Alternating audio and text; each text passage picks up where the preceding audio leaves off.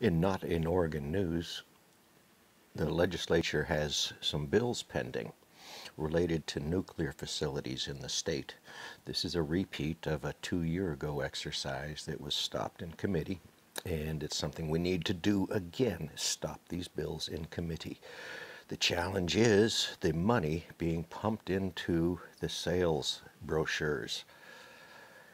Now, this legislation is not new. It's boilerplate legislation seen in many states trying to usurp states' rights with county rights.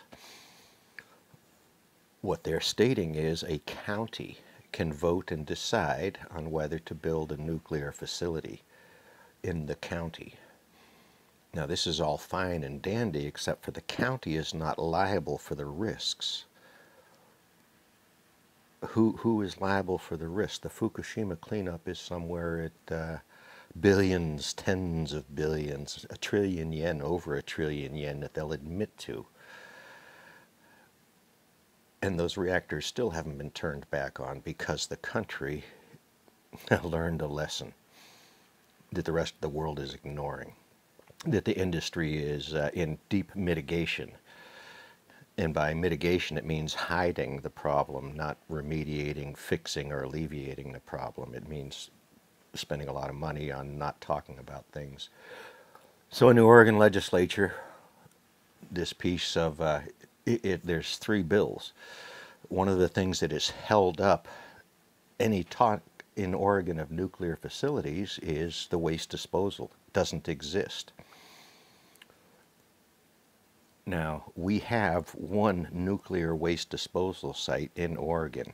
It's the Trojan site that was not finished. Yet fuel was delivered to it, and that fuel is sitting at the Trojan site in casks. And it's a rather dismal park. Well, actually, it's a beautiful park, except for that there's a dozen casks of highly radioactive nuclear waste a little ways away from you. So, I don't know of a state that doesn't suffer some sort of nuclear waste. We have mine tailings. The solution to mines abandoned long ago by profitable corporations is ignore them. Pretend they don't exist.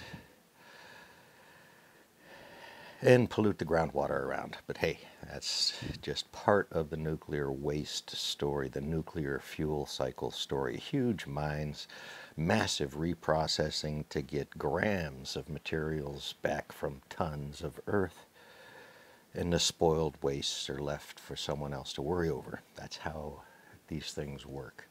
So those conversations aren't settled, and yet these bills are being pushed and rushed forward. One of the challenges is we got funding to design small modular reactors at a university in Bend, and the money just sucks into those places.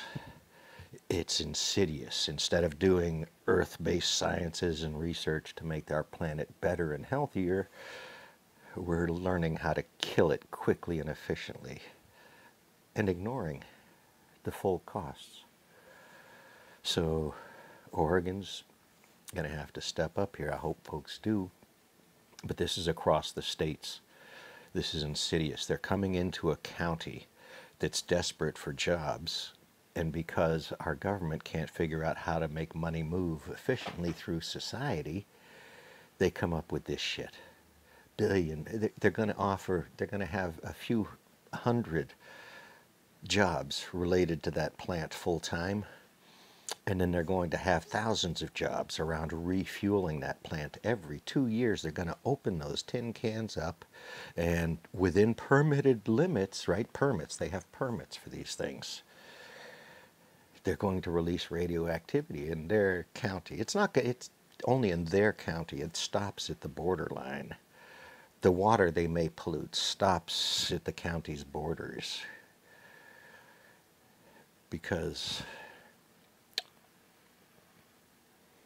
this is part of the We're Not 12 campaign. The nation owes our youth an education on these materials, and reasonable institutions guiding their use, and efficacy. This is a science word, efficacy.